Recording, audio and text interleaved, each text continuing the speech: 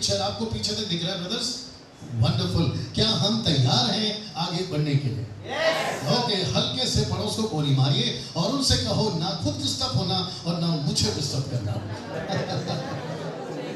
Okay, आप लोग दोनों मेक श्योर कि मैं फ्रेम में रहूं। ओके, साथ ही साथ जो फेसबुक और यूट्यूब पे यहाँ पर है, मैं आप सभी को भी वेलकम करता हूँ यीशु के नाम से। जो भारत से हैं, पाकिस्तान से हैं, नेपाल से हैं, मॉरिशस से हैं, दुबई से हैं क्योंकि वहाँ से बहुत सारे हैं, ऑस्ट्रेलिया से हैं, यूएसए से हैं, आप जहाँ से भी हिंदी भाषा को समझते हैं, आप सभी को मैं वेलकम करता हूँ इस अद्भुत अमेजिंग टीचिंग के लिए जो आज आप सीखने जा रहे हैं। मैंने अभी कहा था जहाँ जिसकी आवश्यकता है वहाँ साथ दीजिएगा। मैं ये शुरुआत है, धीरे धीरे बिल्डअप हो जाएगा। सो आप लोग तैयार हैं? ओके, सबसे पहले मैं आप सभी को कहना चाहता हूं कि इस टॉपिक के ऊपर जिसको कहते हैं प्रेज एंड वर्शिप के ऊपर मैं आप सभी को एक अद्भुत टीचिंग देने जा रहा हूं बाइबल से। लेकिन इस वक्त में सिर्फ इसमें 4 ट्रांसलेशंस उपलब्ध होंगे। एक है आपका हिब्रू, दूसरा है ग्रीक, तीसरा है इंग्लिश और चौथा है हिंदी। और मैं चाहता हूं कि ये चारों ट्रांसलेशन से आप एक चीज को समझने की कोशिश करें, understanding the right way of worship. अगर हम ठीक से आराधना को नहीं समझे, गई भैंस पानी में। मैं रिपीट करता हूं, जहां आवश्यकता है रिस्पांस की जरूर दीजिएगा। मैं फिर पूछता हूं, क्या ये ठीक से आपको दिख रहा है या फिर कुछ लाइट्स को कम कराएं या फिर यहाँ पे कैमरा में ठीक है? ओके, ना मैं चाहता हूं कि आप एक एक स्लाइड को ध्यान से देखें और उसको समझने की कोशिश करें। कुछ लोग हैं भारत में, खास करके मुंबई में, जो कहते हैं कि आप प्रेज एंड वर्शिप के खिलाफ हैं। मैं कहना चाहता हूं, I am not against of worship, but I am against of non biblical worships and their systems. मैं रिपीट करता हूं कि मैं वर्शिप के खिलाफ नहीं हूं। जो फेसबुक पे सुन रहे हैं, जो यूट्यूब पे सुन रहे हैं, मैं आप सभी के नॉलेज के लिए कह दूं, मैं स्तुति आराधना के खिलाफ नहीं हूं। Pastor Daniel Raj is not at all against of worship, of course, but I am against of non-biblical worships and their systems. मुझे ये जो चीजें हैं ये पसंद नहीं है और मैं समझता हूं यहाँ आपका आमीन आना चाहिए था, क्योंकि आपको भी समझना बहुत जरूरी है। जो नॉन बिब्लिकल है, नॉन बिब्लिकल समझते हैं आप, वचन से आधारित नहीं है, हम उसको स्वीकार क्यों करें? ओके, अब मुझे ऐसा लगता है कि जैसे जैसे वक्त बीत रहेगा भीड़ पीछे बढ़ती चली जाएगी। नहीं, ऑलरेडी बढ़ रही है। तो मुझे लगता है कि देवा आप क्योंकि आ चुके हो, जहां कुर्सी की आवश्यकता है जिनको, उनको बिठा दो। अगर यूथ है तो पीछे खड़ा कर दो। ओके, मैं आगे बढ़ना चाहता हूं। आप लोग सब तैयार हैं? मैं रिपीट करता हूं कि पास्टर डैनियल राज वर्शिप के खिलाफ नहीं है, लेकिन जो भी नॉन बिब्लिकल है मैं उसके अगेंस्ट में हूं। ये बात आपको पट रही है? ओके, ना मैं चाहता हूं कि ये स्लाइड्स को देखिए। यहाँ पे ये जो शब्द हैं इसको बड़े ध्यान से देखिएगा। ऊपर लिखा है कि हम सिर्फ और सिर्फ वचन से ही सीखेंगे, किसी के अनुभव से नहीं, किसी के ज्ञान से नहीं, और ना ही क्योंकि कोई बहुत पुराना है और बहुत अनुभवी है हम उससे भी सीखेंगे। हम सिर्फ और सिर्फ अगर सीखेंगे तो यहाँ वचनों से। मैं रिपीट करता हूँ, यहाँ पे रिस्पॉन्स आना चाहिए था, क्योंकि मैं आपके साथ में और आप मेरे साथ में। मैं रिपीट करता हूँ, हम सिर्फ और सिर्फ वचनों से सीखेंगे। Is that clear? ओके, ना दूसरी चीज मैं चाहता हूँ आपको समझना बहुत जरूरी है।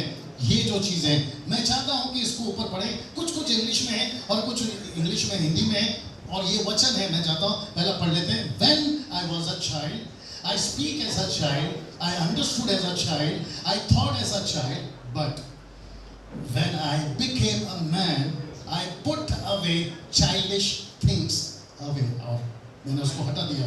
पहला कुरिन्थियों 13:11। जब मैं छोटा था, जब मैं बच्चा था। ओके, जल्दी जल्दी ऑन करो उसको, रखो फ्रेम में रखो। ओके, जब मैं छोटा था, जब मैं बच्चा था, तो मैं बच्चों की तरह बात करता था, मैं बच्चों की तरह समझता था, मैं बच्चों की तरह सोचता था, लेकिन अब क्योंकि मैं बड़ा हो गया हूं तो मैंने बचपनों की बातों को निकाल दी है, क्योंकि क्योंकि क्योंकि मुझे चीजें समझ में आ रही हैं। ओके, और ये मेरा वचन नहीं है, ये प्रभु का वचन है। आप चाहें तो उसको सेट कर सकते हैं वापस, लेकिन पकड़ के रखिए। सेट करना चाहे तो कर सकते हैं। फेसबुक पे जो लोग हैं उनको भी ये समझना बहुत जरूरी है। Come fast, come fast. Okay, Manoj साहब का ये स्टैंड है, आगे वो समझदार है।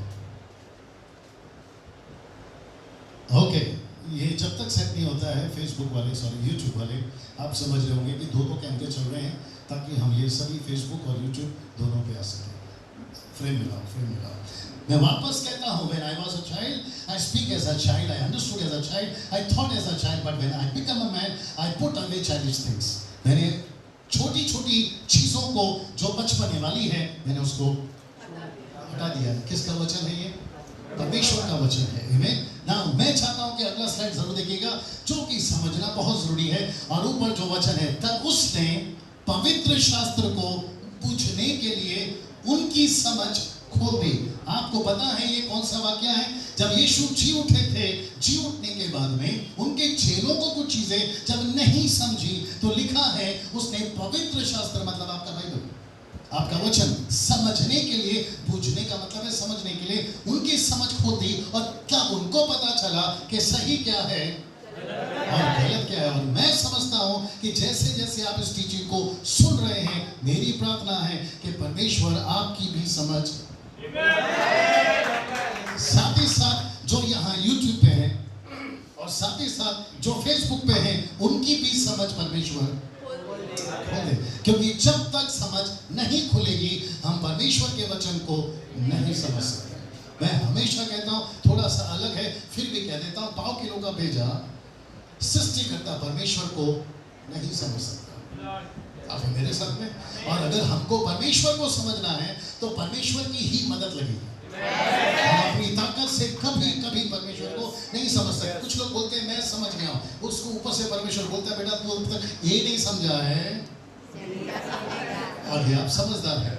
मैं समझता हूँ कि हम सभी को इसकी आवश्यकता है कि परमेश्वर हमारी समझ खोल दे ना। एक और चीज है, मैं चाहता हूँ कि उसको भी आप देखें ना। सब लोग तैयार हैं? यहाँ पे लिखा है, let's understand first, what is that? Who is the foundation of our ministry. Ministry का जो फाउंडेशन, ये बहुत पावरफुल लाइन है, बड़े ध्यान से सुनिए।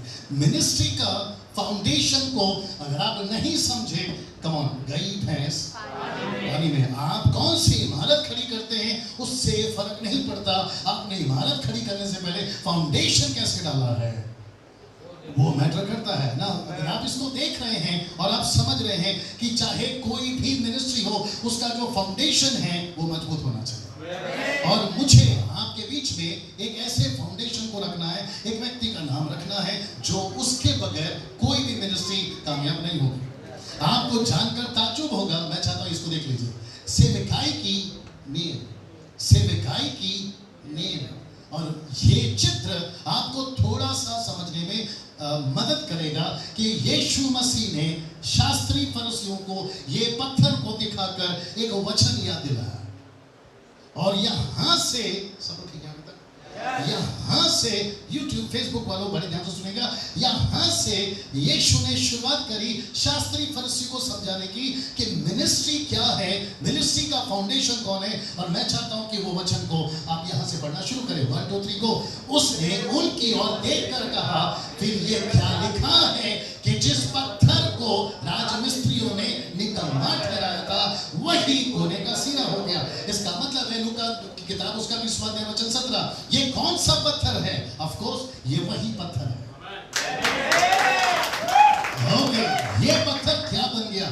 जिस राजमिस्त्रियों ने, मतलब बड़े बड़े डॉक्टर्स ने, जो कि थियोलॉजी, वोलॉजी, ये सब कुछ पढ़ लिखे, शास्त्री फरीसी, उन्होंने कहा कि यीशु मसीह की फाउंडेशन पर मिनिस्ट्री नहीं बन सकती। परमेश्वर ने यीशु को ही कोने का।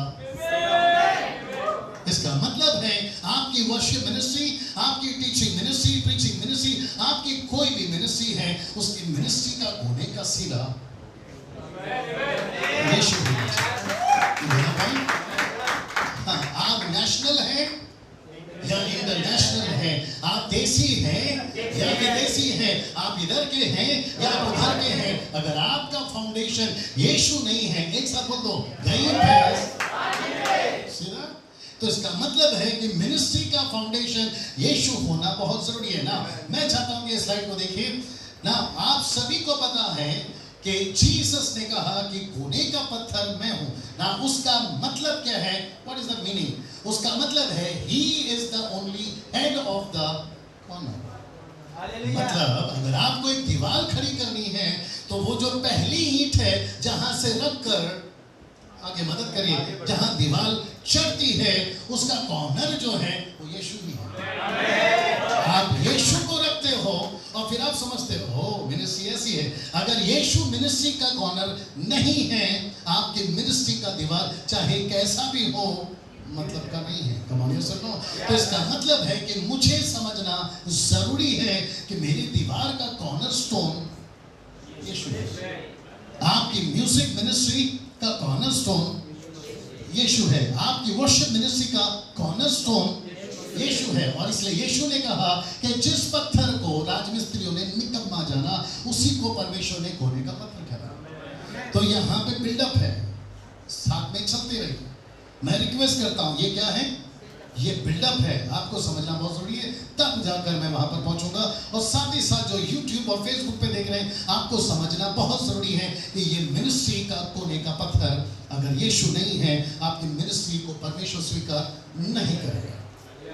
ओके ना, अपने आप को मजबूत करिए अगला स्लाइड देखने के लिए। और हमने बहुत मेहनत करी है ताकि आपको अच्छे से हम हर चीज को समझा सके ना। मैं चाहता हूँ इसको पढ़िए।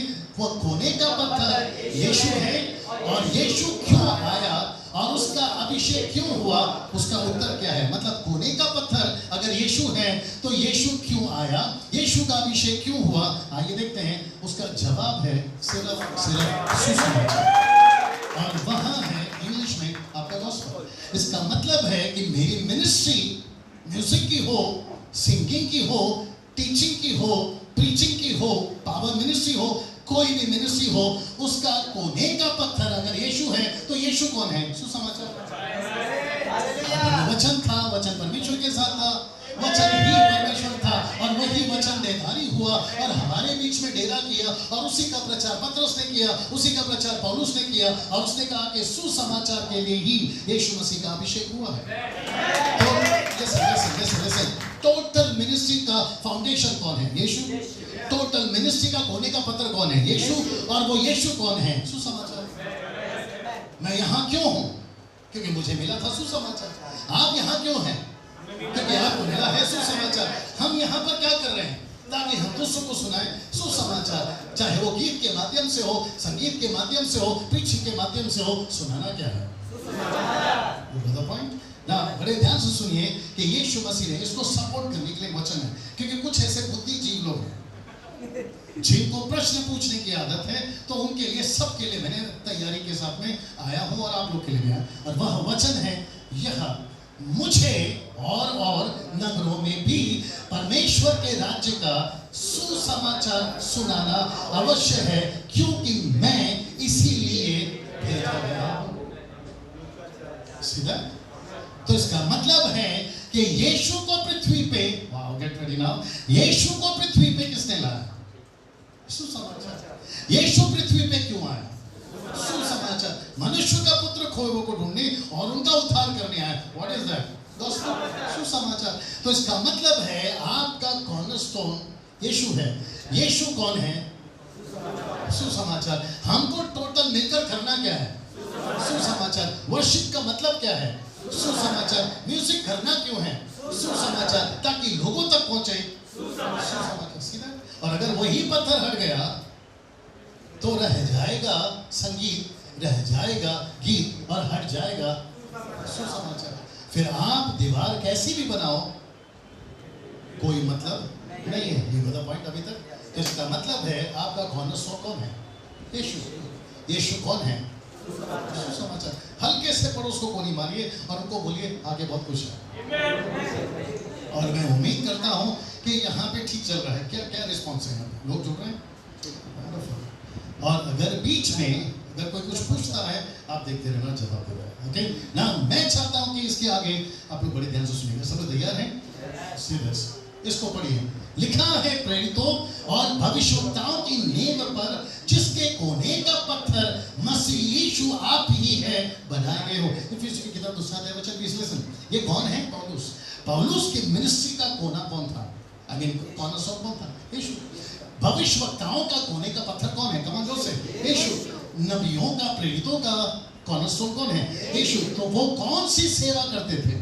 आई मीन कौन सा फाउंडेशन पे सेवा करते थे? यीशु। उनका फोकस कौन था? यीशु। यीशु मतलब क्या है? सुसमाचार। तो वो कहते हैं कि भविष्यवक्ता और प्रेरित, अगर हमारा फाउंडेशन यीशु है तो फिर 21 सदी के कलीसिया का भी वही होना चाहिए। हम किसको सेंटर में रखें? यीशु। हमारा कोने का पत्थर कौन हो? यीशु। और उसका सेंटर मतलब क्या है? सुसमाचार। हम जो भी कर रहे हैं सुसमाचार के लिए कर रहे हैं। नाउ सी दिस, इसको पढ़िए। जैसा लिखा है, यशायाह 28 का, आगे मत पढ़ना, मतलब आप लोग वहां मत पढ़िए, सब कुछ यहाँ पर है। यशायाह की किताब उसका 28 का 16 लिखा है, जैसा लिखा है, बड़े ध्यान से सुनिएगा। देखो मैं सिय्योन में ठेस लगने का पत्थर और ठोकर खाने की चट्टान रखता हूँ, जो उस पर विश्वास करेगा वह लज्जित नहीं होगा। इसका मतलब है, वाह, get ready, are you ready now? मैं रिपीट करता हूं। इसका मतलब है कि यीशु के टीचिंग से, यीशु के प्रीचिंग से कईयों को ठोकर जोर से लग सकती है। और आपको पता होगा, जो चित्र आपने पीछे देखा था, जहां शास्त्री फरीसी हैं, वो यीशु को पसंद, थोड़ा टाइट आना था प्लीज, यीशु को पसंद नहीं करते। पता है क्यों? क्योंकि यीशु वो पत्थर है, यीशु वो फाउंडेशन है, जो फाउंडेशन 4000 साल से उन्होंने बना के रखी थी। यीशु आकर कहता है ये गलत है। अब अगर आप इतने 4000 साल से जो फाउंडेशन बना के रखोगे, अचानक से कहोगे गलत है, कौन आदमी सुनेगा भैया? तो लिखा है कि परमेश्वर ने खुद ने ये तय किया कि पत्थर को रखा जाएगा जो ठोकर का कारण होगा। और मुझे पता है और आपको भी पता है, 4 किताबें लिखते हैं, मत्ती, मरकुस, लूका, यूहन्ना, चारों किताबों में शास्त्री फरीसी यीशु से ठोकर खाए हैं। एक नाम और दे देता हूं क्योंकि यहाँ पे भी लोग सुन रहे हैं, जॉन द बैप्टिस्ट। तब यीशु ने कहा, मत पढ़ना उसको, मत्ती की किताब उसका 11-3 से, यीशु ने कहा कि धन्य है वो जो मेरे कारण ठोकर नहीं खाता। इसका मतलब है कि जॉन द बैप्टिस्ट को ठोकर लगी, इसलिए तो उसने पूछा कि जाके पूछ के आओ कि आने वाला तुम हो या कोई और है। अच्छे नहीं समझे, आप समझदार। और दिक्कत क्या है पता है? हम फाउंडेशन को नहीं समझे हैं और इमारत खड़ी कर रहे हैं। सबसे बड़ा प्रॉब्लम ये है। यह हवाले सुने और यह हवाले सुने, अगर आपका नींव यीशु नहीं है, गई भैंस पानी में। नाउ लिसन दिस, लिखा है, एक साथ पढ़ते हैं कि यदि मेरे आने में देर हो तो तू जान ले। ये पौलुस बात कर रहा है तिमोथी से। वो कहता है परमेश्वर का घर, जो जीवित परमेश्वर की कलीसिया है, जो सत्य का खंभा और नींव है, उसमें कैसा बर्ताव करना चाहिए। इसका मतलब है कि आप कलीसिया में, परमेश्वर का घर जो है, उसमें कैसे बर्ताव करना है, यह आपको समझना जरूरी है, क्योंकि यीशु मसीह उसका नींव है। ये घर, ये चर्च परमेश्वर का घर है। हमें, आप और मैं उसकी कलीसिया है। हमें, आप शायद नहीं समझे, आप जैसा चाहो वैसा बर्ताव नहीं कर सकते। लेट मी रिपीट अगेन, मैं रिपीट करता हूं, आप जैसा चाहो वैसा बर्ताव नहीं कर सकते। कुछ लोग कहते हैं मुझे अच्छा लगता है, आप कौन होते हैं? मैं उनसे पूछना चाहूंगा, फिर आपका कोने का पत्थर कौन है? आप खुद हैं या यीशु है? अगर यीशु है तो अपना बर्ताव बंद करिए। अगर यीशु फाउंडेशन है तो जैसा यीशु चाहता है वैसा बर्ताव करिए। लिसन, इसका मतलब है, पौलुस ने तिमोथी को पहले ही बता दिया, कलीसिया तुम्हारी जागीर नहीं है। आप बैप्टिस्ट हैं, आप मेथोडिस्ट हैं, आप कैथलिक हैं, आप सीएनआई हैं, आप न्यू लाइफ हैं, आप इंडिपेंडेंट चर्चेस हैं, आप एजी चर्चेस हैं, आप कोई भी हैं, आपको मैं रिस्पेक्ट करता हूं। लेकिन अगर आपका फाउंडेशन ही हट गया है तो गई भैंस। तो इसका मतलब है कि परमेश्वर के घर में वही बर्ताव होना चाहिए जो यीशु चाहता है, क्योंकि यीशु मसीह कलीसिया का बड़ा पास्टर है। सिर्फ वक्त यहाँ पर मेरे पास में बहुत सारे स्क्रिप्चर डालने के लिए नहीं है, लेकिन यहाँ कुछ लोग पूछ सकते हैं यीशु बड़ा पास्टर, उसका स्क्रिप्चर का है। इब्रानियों की किताब 13 अध्याय वचन 20 में लिखा है कि यीशु मसीह बड़ा पास्टर है। अगर वो पास्टर चाहता है कि Methodist, Catholics, CNI, Marthoma, brethren, Orthodox, ये भी जितनी भी कलीसियां हैं उसमें कैसा बर्ताव होना चाहिए, जैसा यीशु चाहता है वैसा बर्ताव होना चाहिए। हम परमेश्वर के साथ में खिलवाड़ नहीं कर सकते। उसने सिस्टम जो रखा है उसी सिस्टम में चलना बहुत जरूरी है। अभी तक ऐसा लग रहा है ना? सीधे लिखा है जो इस पत्थर पर गिरेगा ना, दिस इज इंटरेस्टिंग, लिखा है जो इस पत्थर पर गिरेगा वह चकनाचूर हो जाएगा और जिस पर वह गिरेगा उसको पीस डालेगा। आप शायद शब्द को नहीं देखे, लिखा है जो इस पत्थर पर गिरेगा। पत्थर कौन है? यीशु। आप और मैं कौन है? कलीसिया। अगर हम यीशु पे गिरते हैं तो हम चकनाचूर हो जाएंगे। अगर जिस पर यीशु गिर गया, लिखा है वो उसको पीस डालेगा। अब आप कहोगे पास्टर यानी चकनाचूर और पीस डालना ये आसपास एक जैसा लगता है। आइए इंग्लिश में देखते हैं, and whosoever shall fall on his stone shall be broken। तो इसका मतलब है वो टुकड़ों में टूटेगा, नॉट पीसेगा। लेकिन लिखा है but on whomsoever it shall fall it will grind him to powder। तो इसका मतलब है जब हम यीशु पे गिरते हैं, हम यीशु पे गिरते हैं, हम टूटते हैं। अगर यीशु हम पर गिरा हमको वो पीस डालेगा। हम यीशु पे गिरे वो ठीक है, यीशु हम पर गिरे, हल्के से पड़ोस को गोली मार के बोलो नहीं चाहिए। इसका मतलब है कि पौलुस कहना चाह रहा है कि यीशु वो पत्थर है, हम पत्थर पर गिरे, हम टूटते हैं। प्रभु यहाँ गलत है, मैं टूट रहा हूँ, मैं वहां गलत हूं, मैं टूट रहा हूं, लेकिन कोशिश करो कि यीशु आपके ऊपर ना गिरे। ये कहां के वचन है साहब? न्यू टेस्टमेंट के। आगे देखना चाहोगे? आइए देखते हैं।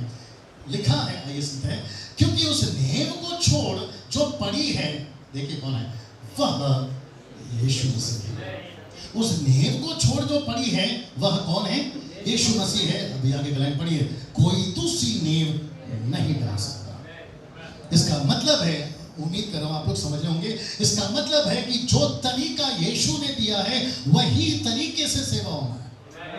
आप दूसरे तरीके से सेवा नहीं कर सकते। बहुत सारे लोगों ने कोशिश करी लेकिन वो सक्सीड नहीं हो सके या सक्सेस नहीं हो पाए। आप लोग सुन रहे मेरी बात? इसका मतलब है, इंग्लिश में देखिए, इसका मतलब है for no one can lay a foundation other than the one which is already laid, which is Jesus Christ. ये जो शब्द है ना, इट इज ऑलरेडी लेड। मतलब यीशु ने, पौलुस कहता है यीशु ने मिनिस्ट्री का पैटर्न पहले से देके रखा है, अब अलग से पैटर्न मत बनाओ। कुछ लोग कोशिश करते हैं अपना दिमाग लगाने की, लेकिन परमेश्वर कहना चाहता है कि जो फाउंडेशन मैंने पहले से डाला है उसको अलग से डालने की कोशिश मत करिए। मैं चाहता हूं कि थोड़ा यूट्यूब वाले को और फेसबुक वाले को यहाँ थोड़ा नजारा दिखा दो, थोड़ा घुमा दो। ओके, आप लोग अपना हाथ जब घूमेगा आपकी तरफ, आज बहुत गड़बड़ चल रहा है लोगों का। तुम इधर घूम जाओ ना, क्या नाम है, तुम इधर घूम जाओ ना, हो जाएगा। नहीं तो विवेक कहाँ से देखेगा? हाँ नहीं, तुमको कैसे पता क्या दिख रहा है? ओके, मैं वापस कहना चाहता हूँ, जैसे आप लोग सुन रहे हैं, चलिए मेरी तरफ आ जाइए। मैं वापस कहना चाहता हूं कि जो मिनिस्ट्री का फाउंडेशन पहले से है उसी पर आपकी मिनिस्ट्री की नींव खड़ी होनी चाहिए, दूसरा कोई और नींव नहीं। नाउ सी नेक्स्ट वन, लिखा है आपकी हीलिंग मिनिस्ट्री, आपकी डिलीवरेंस मिनिस्ट्री, पावर मिनिस्ट्री, आपकी वर्शिप मिनिस्ट्री, आपकी टीवी मिनिस्ट्री, यहाँ पे फोकस करना प्लीज, यहाँ पे फोकस करना, और आपका म्यूजिक मिनिस्ट्री, आपकी टीचिंग मिनिस्ट्रीज, आपकी प्रीचिंग मिनिस्ट्रीज, आपकी मीडिया मिनिस्ट्रीज, आपकी ऑर्गेनाइजिंग मिनिस्ट्रीज और आपकी जेल मिनिस्ट्रीज, ये सब का फाउंडेशन मैं आपसे पूछूंगा कौन होना चाहिए? कॉर्नरस्टोन। इसका मतलब है आप जो भी करते हैं उसके पीछे मकसद क्या होना चाहिए? सुसमाचार। वेरी गुड ब्रदर, रिपीट करना चाहूंगा, आप जो भी करते हैं उसके पीछे मकसद क्या होना चाहिए? सुसमाचार। जब हम लोग बात कर रहे थे बॉबी, हमने यही कहा मीडिया मिनिस्ट्री भी है इसमें, मैंने जानबूझ के डाली हुई है। जल्दी पूछो क्यों? क्योंकि लोगों को मीडिया में बहुत इंटरेस्ट है आजकल। अच्छा है, नॉट बैड। अच्छा, फेसबुक है, यूट्यूब है, मैं भी हूँ, ट्विटर है, इंस्टाग्राम है, 4G आ रहा है, अभी 5G भी आ रहा है, फिर 5G भी आएगा, वो बात अलग है।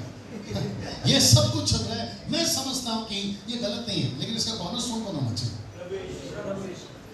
Gospel, come on repeat, gospel, सुसमाचार।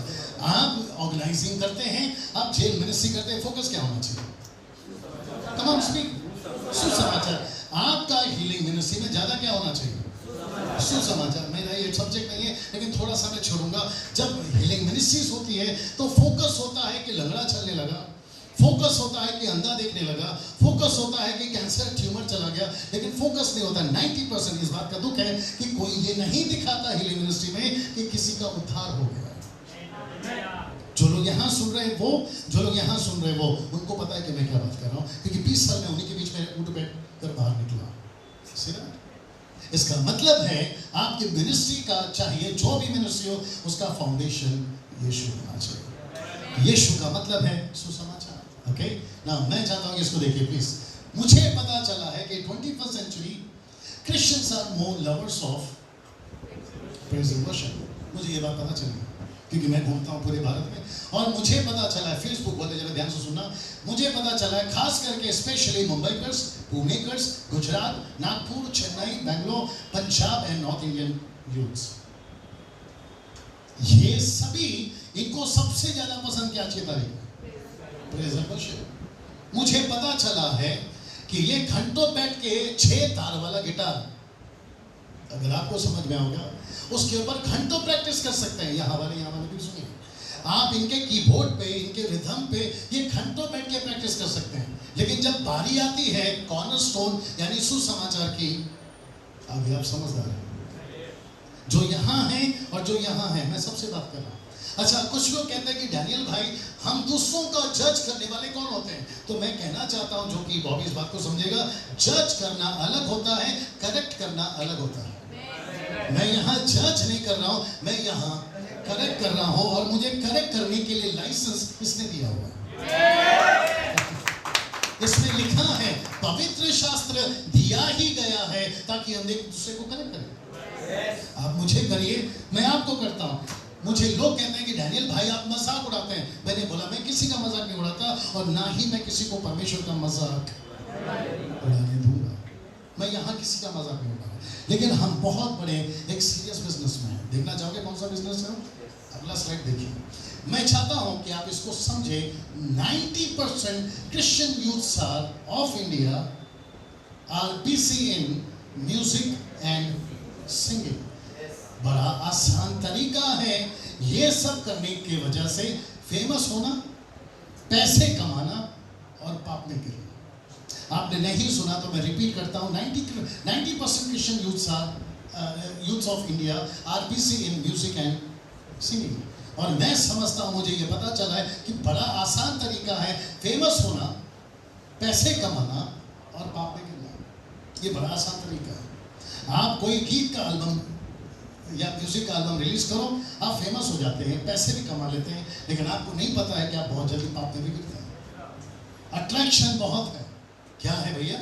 अट्रैक्शन बहुत है। अभी विवेक यहाँ पर गीत गा रहा था, वो तो अच्छा है कि शादीशुदा आदमी, लेकिन अगर यहाँ पर कोई यूथ लड़की या यूथ लड़का अगर कुछ भी करता है तो सबकी आंखें उस पर पहले आती है, और सबको ऐसा लगता है यार कितना अच्छा गा रहा है, यार कितना अच्छा गा रही है, यार कितना अच्छा बात कर लेता है। अट्रैक्शन बहुत जल्दी आता है। मैं बात कर रहा हूँ मसीहों की। इसलिए वक्त से पहले ये प्लेटफॉर्म पे खड़े होने का सोचना भी नहीं। जब तक परमेश्वर खड़ा नहीं करता नहीं आना, नहीं तो आसमान से गिरे।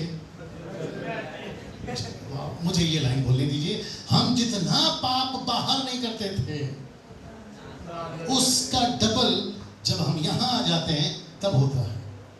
आंखों से, सोचों से, हाथों से, हर जगह से। आप मेरे साथ में, मैं रिपीट करता हूँ, जो लोग यहाँ पर जिनको म्यूजिक का, गीत का बड़ा शौक है, जो यूट्यूब वाले हैं, प्लीज अंडरस्टैंड दिस। और आपको पता है, ये सब करने के बजाय हम कुछ चीजों पे अगर ध्यान दें तो मैं समझता हूँ बहुत जरूरी है। देखना चाहोगे क्या है? ये वचन को बड़े ध्यान से सुनना।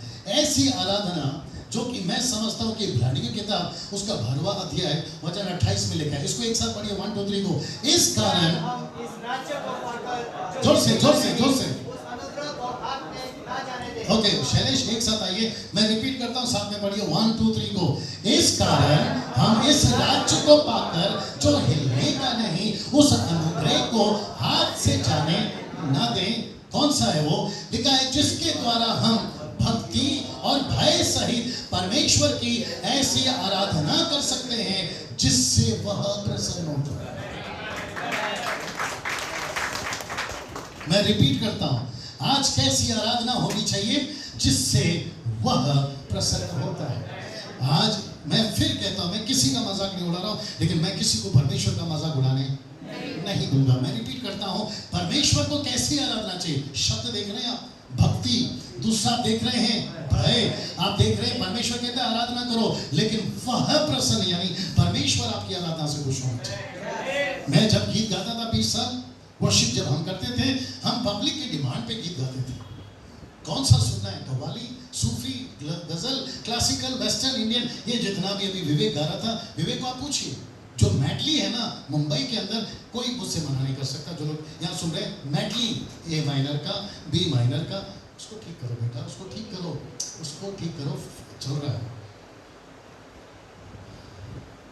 बड़ा गिरा हुआ स्टैंड है आपका,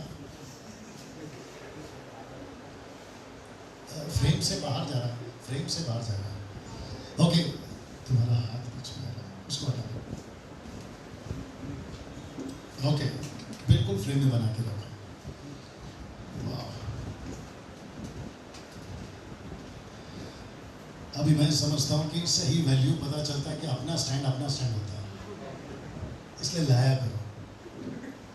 वापस आते हैं, आपकी जो आराधना है वो परमेश्वर को प्रसन्न होनी चाहिए। तो 20 साल जब हम गाना गाते थे तो पब्लिक की डिमांड, हमको ऐसा लगता था कि पब्लिक किसमें खुश होती है, वो गाओ। तो मैटली की बात कर रहा था कि मुंबई के अंदर मैटली, मैं समझता हूं कि 2004, 5, 6 और 2009 आते आते मैटली को हमने पहली बनाया। आज जितने भी मैटली की नकल हो रही है, ये लोग सब जानते हैं, क्योंकि जितने भी आजकल घर, उनको पता है कि मैं क्या बात कर रहा हूं। हमको ऐसा लगता था कि बस गाते रहो गाते रहो गाते रहो, लेकिन ये नहीं सोचते थे कि वो खुश है कि नहीं। मैं रिपीट करता हूं, हम ऐसी आराधना करें जिससे पब्लिक खुश हो, या ऐसी आराधना करें जिससे वो खुश हो। एग्जैक्टली, मैं हमेशा एक एग्जांपल देता हूं। जब आप लोग होटल में जाते हैं, वेटर को बोलते हैं आज खाना मिलेगा, तो वेटर बोलता है ऑफ कोर्स मिलेगा, चुपचाप बैठे रहो, जो ला रहा हो खाते रहो। ऐसा कभी वेटर करता है? Come on speak. आपका वेटर आपको पूछता है कि सर आपको क्या चाहिए। यहाँ परमेश्वर को जब हम आराधना के लिए शुरू होते हैं ना, तो हम पहले से चिट्ठी बना कर लाते हैं कि ए माइनर में कौन सा होगा, ए मेजर में कौन सा होगा, जी मेजर में कौन सा होगा, आपका ए माइनर में कौन सा होगा। और परमेश्वर को उल्टा बोलते हैं, प्रभु जी आप चुपचाप रहिए, हमसे सुनते रहिए बस। ऊपर से परमेश्वर कहता खाता मेरा, पीता मेरा, हवा मेरा, पानी मेरा, जमीन मेरा, तू मेरा, किडनी मेरा, हृदय मेरा, मर्जी तेरा। कैसे चलेगा भैया बताइए? तो इसका मतलब है कि जब हम आराधना करते हैं तो वह खुश होना चाहिए। यूट्यूब वाले लिसन, यूट्यूब वाले बड़े ध्यान से सुनिए, आपकी आराधना से परमेश्वर खुश होना चाहिए, आप नहीं। यहाँ जो फेसबुक पे हैं, आपकी वर्शिप से मुंबई करके हो, पुणे के हो, नागपुर के हो, गुजरात के हो, आप कहीं से भी हो, आपकी वर्शिप से परमेश्वर खुश होना है, मनुष्य नहीं। Come on, yes or no? Now, मैं चाहता हूं कि ये चित्र को आप लोग ध्यान में रखिएगा। अगला स्लाइड देखिएगा, लेकिन इसको ध्यान में रखिएगा। सब लोग तैयार हैं? ओके, मैं चाहता हूं इसको पढ़िए। लिखा है serve the Lord with fear and rejoice with what? Trembling. और आपको पता है भजन संहिता 2:11 का वचन है। मुझे नहीं पता चलता है बॉबी या फिर जितने भी प्रभु के लोग यहाँ बैठे हैं, मुझे नहीं समझ में आता है कि भजन संहिता से नाचने वाला वचन, भजन संहिता से चीखने वाला वचन वो सामने लाते हैं, भजन संहिता 2:11 क्यों नहीं लाए कभी? यहाँ जितने हैं, मैं सबसे पूछता हूँ, कभी ये पढ़ा था? नहीं, मैं आपको पूछ रहा हूँ, कभी पढ़ा था ये? आपका कभी फोकस नहीं गया होगा, क्योंकि जाता भी नहीं है ना, क्योंकि लिखा है serve the Lord with fear and rejoice with trembling. मतलब आपको खुशी भी मनाना है लेकिन कांपते हुए, आपको नाचना भी है लेकिन कांपते हुए। और यहाँ पर नाचना अलग है, वो बात अलग है। You got the point? ये वचन मेरे हैं या प्रभु के हैं? बात करिए, किसके वचन है? ये प्रभु के वचन है। मुझे नहीं समझ में आता ये वचन अभी तक लोगों के वर्शिपर्स के दिमाग में क्यों नहीं आया। खूब नाचते हैं, लेकिन ये ट्रम्बलिंग काम है। खूब गाते हैं, खूब आराधना करते हैं, लेकिन ये फियर काम है। See that? ना, इसको ध्यान में रखिए, इसको देखिए। आपके शहर में सब लोग ठीक है पीछे?